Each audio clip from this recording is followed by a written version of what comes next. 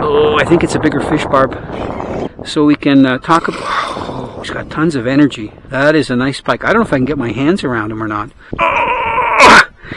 This is a perfect pike. He is a gorgeous fish. Okay, you're free.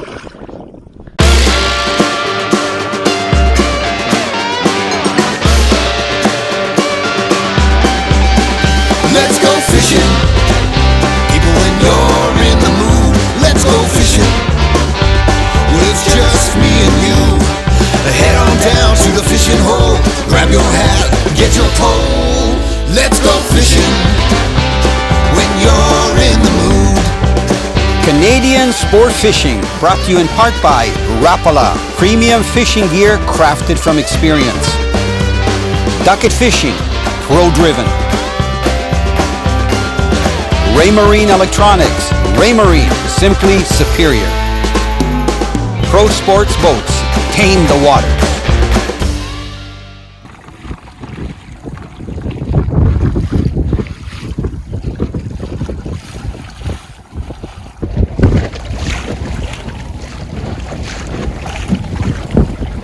This is actually a 46-pound thrust. I thought it was 48.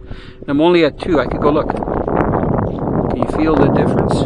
5, 4, 5. That's like really fast. So I'm going to go down to 2, maybe 1, just to get in. So you can see the wake that it's throwing. It's working great. I'll tell you, Navigator boats, 46-pound thrust electric, short shaft, that Linac lithium battery, 12.8 volts, 42 ampere hour. It's the cat's meow boat. Who's that pretty girl there? Is your name Barb? Yes, it is. You catch a lot of big fish, Barb. So what we're doing is just moving, trying to get closer to the cattails. If you can see the swans there. Trying to fish a little bit shallower. And while we're moving up, Barb is trolling. So she's got her line out. We're only in about 5 to 7 feet of water.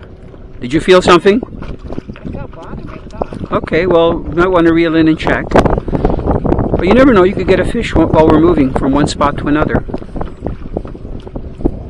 There's just something about getting a fish to hit a twitch bait. I just told Barb that I had a hit, but I didn't hook it. Look at this nice pike. I love this clear water. And good, he's not hooked too bad. Because I try to hook him quick so they don't swallow it. Barbara, look at how nice this pike is. Look how clear that water is.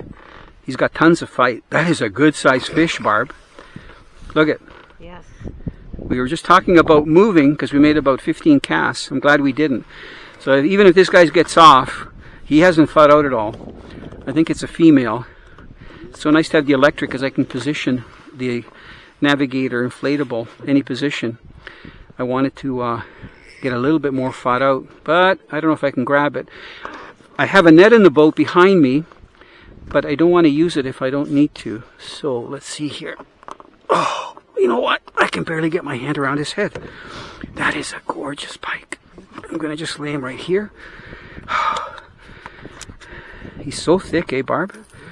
And I may get your help, Barb, if you can just open his mouth. Watch the hook, though. Here, if you can just put your thumb in there. Because I'm trying to get his mouth open. Let's see. They're pretty strong jaws, eh? You can imagine when they get those jaws around a bait fish. How, okay, good. There. That's how I like. Okay, Barb, watch your finger. Oh.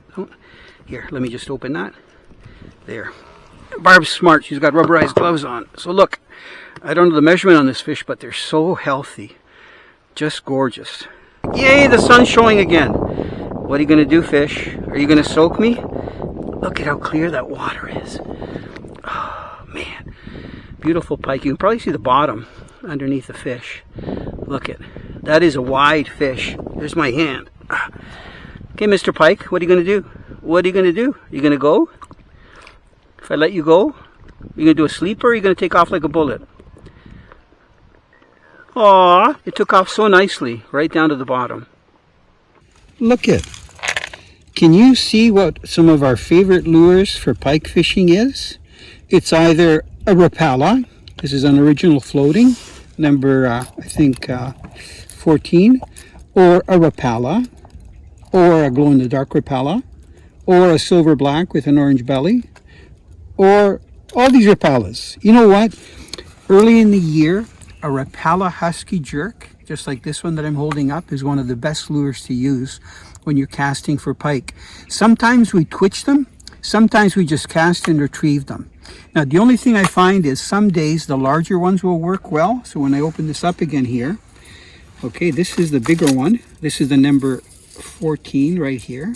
Look at, and this is the smaller one. So some days the bigger one works best, some days the smaller ones. Today we found that the smaller size one worked well, and we caught fish both twitching and casting. So one of the reasons why I think the Husky Jerks work so well is because it's made out of plastic, it suspends, and it has a really nice flash from side to side and a really natural wobble. I'm going to try to show you a wobble just like that. I'm going to say like an inch and a half on either side. So it works really, really well. But one thing you should be doing is using some kind of a leader, and you should get pike in no time, especially early in the year. You can see the vastness of the open water. We're really by ourselves, which I really like, Barb. So we don't have any competition out here, and it's starting to get cloudy again, but at least the wind has slowed down. So what we're going to do is just cast, and we're going to see if we can find some fish. They're not concentrated in any one spot. This time of the year, they're just cruising, they're roaming. So it's just a matter of covering water, making long casts, and seeing if we can get a fish. Man, that fish is rolling in the line. I can feel it. Oh no, he's down in the bottom, Barb, into the weeds. I'm trying. We're probably going to go to it. I don't know if he got off or not. It's like hooking a bass. When you get a nice sized fish on and then it goes down into the lily pads. Well, the wind's actually taking us over there. I don't feel anything. So either he's off or he's just embedded in the bottom. I've got the electric pretty shallow. I wonder if there's a... Oh, he's on there. Barbara, he's on there. Oh yeah, and he's not that small. Yeah, he was down in the grass. How about a little drama on our pike outing? I don't see the Husky Jerk. Oh, I do see the Husky Jerk. See the grass that he went down in, Barb? Yeah, he's a decent pike. You know, I'm amazed people will go way up north to try to get some decent pike fishing when the Great Lakes, especially Lake Ontario, has some amazing pike fishing. Okay, some pliers here. And I don't think he's done, but I'm going to try. Oh yeah. When that happens, you got to make sure the line isn't wrapped around your tip, because it could break the tip right off of any rod. And also, not to reel too much line in, so that there's a little bit of give. That's what I'm trying to do. I'm not sure how he's hooked, because that lure, oh, I guess he just got the middle hook in. And he's, oh, there he goes again. Come here. He's got tons of power, that's for sure. Okay. Ah! Barb, I didn't think he was going to be that big. I'm having a hard time holding this guy, because he is pretty wide. Yep.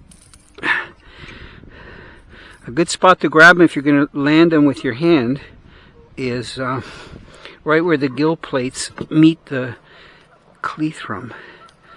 So this is where I got to go slow. I'm not sure. He's got the center hook in his mouth. Sometimes they thrash. I got to be able to let go of them. Man, I don't know which one to do first. So let me do this one maybe, if I can. At least the lure's on the outside. Gotta be so careful dealing with pike. I didn't hook him deep, but man, he's hooked pretty good. There. That's looking good. And there. And always drop the lure in the water so you can't get hooked on it. Look at, what a gorgeous pike. Oh man, my hand's getting a little weak from holding. I'll make sure that gill plate is okay. Oh, he wants to go. Look at how wide he is. Wow. Can you believe the energy they have? They're amazing, Barb. You know, we've had a lot of fun fishing for pike. Normally we can't fish this early in the year because things are frozen. But this year we've had such a mild winter that we can get our Navigator boats 2-man inflatable out on the water, launch it from literally anywhere. We're just launching it off a beach, and we've had great fun catching pike. The weather's been off and on. Right now the winds have subsided. It's been really windy. It's been overcast. It's been sunny. So I don't know what's going to happen. But I just wanted to tell you about the lithium battery that I'm really excited about. This is the Linak. It's the 12.8 42 ampere hour. You can see it right here. This battery is literally 7 inches long, 6 inches high, 5 inches wide. It weighs 11 pounds. So it's perfect. I can fish all day using a 48-pound thrust electric. No problem, even at high speed. And I've been testing it. I can run 1 or 2 kilometers at high speed, no problem, and fish all day. And I'm only using 75% of the power. So, you know, if you like to fish and you're using a portable craft, like a small aluminum boat with an electric transom mount, or a canoe, or a kayak that you can power with an electric, or an inflatable like we have here, having a light battery is really advantageous. Number one, for carrying it back and forth from where you're launching, but also the weight in the actual craft. So at 11 pounds, I don't know any battery on the market that has so much power and lasts so long as the Linak lithium batteries. They're amazing. The other thing too, I ordered with it a 12-volt lithium charger, which is perfect because I can plug it in. It shuts off automatically when the battery is full, and I can make sure that every time I go out, I've got lots of power. So if you're in the market for a battery, before you buy an acid core, please check out the Linak lithium line of batteries. They are amazing. I just want to take a moment to explain something about pike habitat and their movements, especially very early, late winter, early spring. So we're still winter, but because we've had such a mild winter, the water's open, so we are able to fish. So you can see these cattails that are in behind us here, behind Barb, all over. I'm going to show you in a minute the water, what they look like in the water. So these cattails are really important because this is where the pike come to spawn. So they're just staging just out in front of us. You can feel that wind. Now the reason I pulled into these cattails, I just wanted to show you what the bottom looks like. These are dead cattails, probably from last summer and fall. So this whole area has all this debris on the bottom, and that's where the pike come to spawn. So even right into the cattails. So when I was younger, I used to fish really early in the year in Lake Ontario and cast spinners for them. And I would actually see them go through the cattails. So you can see in the distance, there's swans here. And I'm just going to do a pan. There's my beautiful wife there, trying to make sure that her rod doesn't get caught in the water. So this area has cattails that are growing in about 3 to 4 feet of water. And this year we've had low water.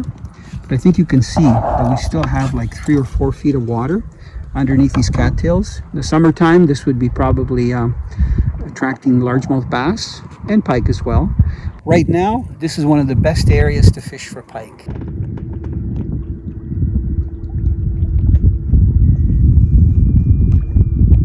Now, does this look like a green ghost rod? It is. This is the Duckett Green Ghost. It's 7 feet long and it changes from green, look, to white. Look at that. One thing that I like is these guides. See these guides? They're very light and the line goes through them really, really well. But what I want to really tell you is, number one, we've been getting most of our fish on the Husky Jerk, and we've got a small snap. Can you see that small snap that's right there? It's a Rapala snap. And I like using small terminal tackle. The reason I've got a snap on there is because, we're changing sizes of Rapalas to see which ones the fish like to hit. Now look at this. Here's the leader. Because it's not really warm out, it's still March and it's still winter, we're using just a fluorocarbon leader. And you can see from where my finger is right here in that white Suffix E32 braid all the way down to my lure, that's about like almost 36 inches. So we're using a pretty long fluorocarbon leader. Now, a lot of people wonder, why you'd have to use a fluorocarbon leader, because fluorocarbon, if it's real 100% fluorocarbon, is pretty expensive. I like the fact that it's stiff, number one. So especially when you're using a lure like a husky jerk that's got 3 trebles, if for some reason it tumbles when you cast, I like to cast my lure so that it goes straight, good trajectory away from me, but sometimes it'll tumble, especially if you're casting into wind. And if you're using a braid, which we are, this is a Suffix 832 braid. You can see mine is white, Barbie's using the green colored one. And what'll happen is the braid is pretty limp. And if that lure is tumbling through the air, it'll catch the braid and it'll get caught up. So by the time it hits the water, you'll reel it in and it'll look like a topwater lure spinning on the surface. So the fluorocarbon, because it's stiffer, prevents or at least minimizes the hooks catching on the line when it's going through the air.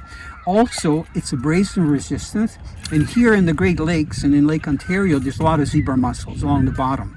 I lost one fish today. It didn't break me off. It just took me down into the weeds, and for some reason it got off. And then the other thing is that the main line is colored. This one's white. It's called a ghost color. And you can see that the fluorocarbon right here, even though it's 20-pound test, is very clear. So I think for clear water fishing, especially when the water is crystal clear, and you know what? Right now, they use the term gin clear. You know, if you look at a glass bottle of gin, you can see right through it. It's like tap water, because there's no algae blooms, and when we're fighting the fish, we can see the fish literally on the bottom all the way up. So I think it's important when the water's clear to use a fluorocarbon leader. You got one. Perfect. Okay, I'm going to just put my repellent, tag it onto my rod.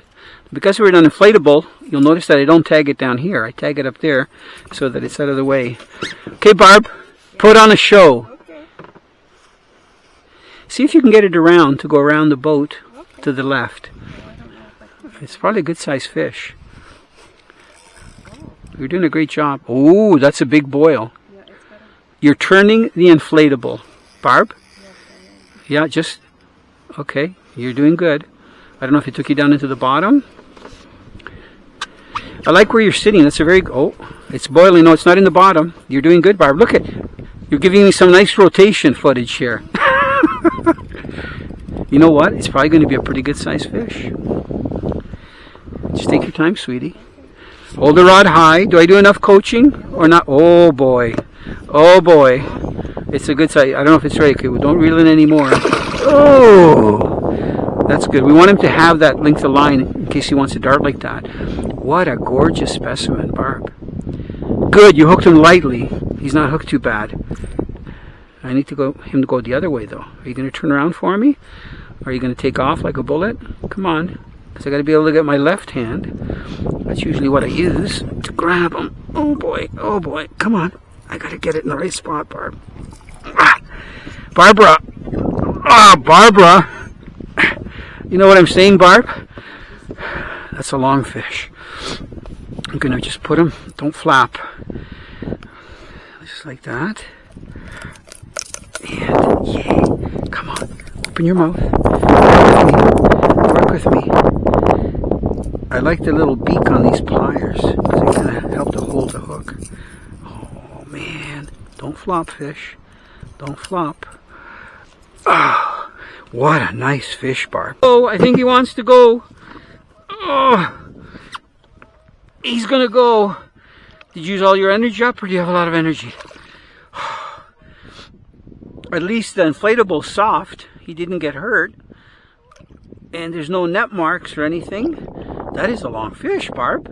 Look at how wide. That's a perfect pike. Okay, buddy. Oh, what a gorgeous release.